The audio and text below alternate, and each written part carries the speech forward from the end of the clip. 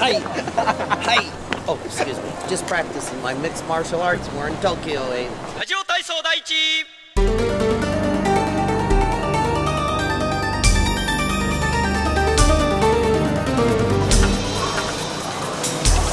I've come all this way to get something that money can't buy. Justice. We're on another stop on our round-the-world trip. You told me that you were up to, I think, 27 different noodle dishes since you got here. Tell me why you brought the whole show to Tokyo. I came here for two reasons. The main reason is an American kid, Scott Kahn, came from South Korea where he was teaching English for a year. He was in NYU, took a year off to make some money. Came here to vacation with a couple of guys, and his father has come here twice, very much on the same journey I was on for 27 years, right, trying to find out who murdered Adam and get justice. The Tokyo police say that he fell down a staircase, and of course nobody believes that. Right.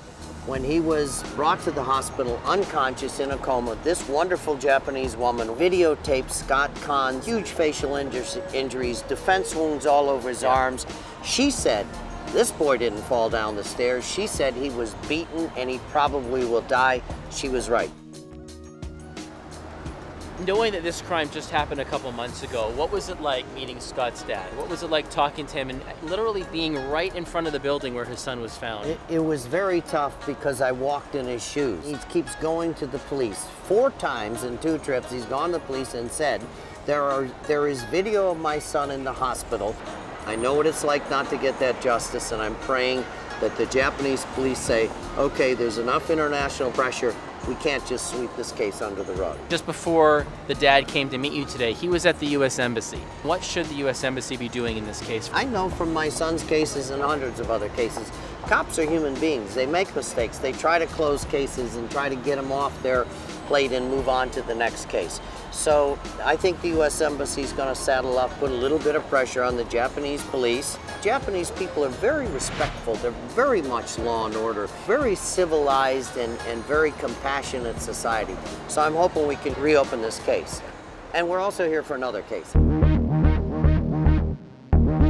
This is the Ginza, which is probably the most expensive shopping area in the world. This is more expensive than Fifth Avenue. This is the place where the western part of the world comes to shop. There were 2 huge robberies here where a gang of very organized international thieves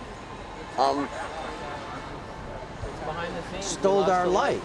They targeted 1 store and they were in it 36 seconds and stole only 2 things, a tiara and a $33 million necklace.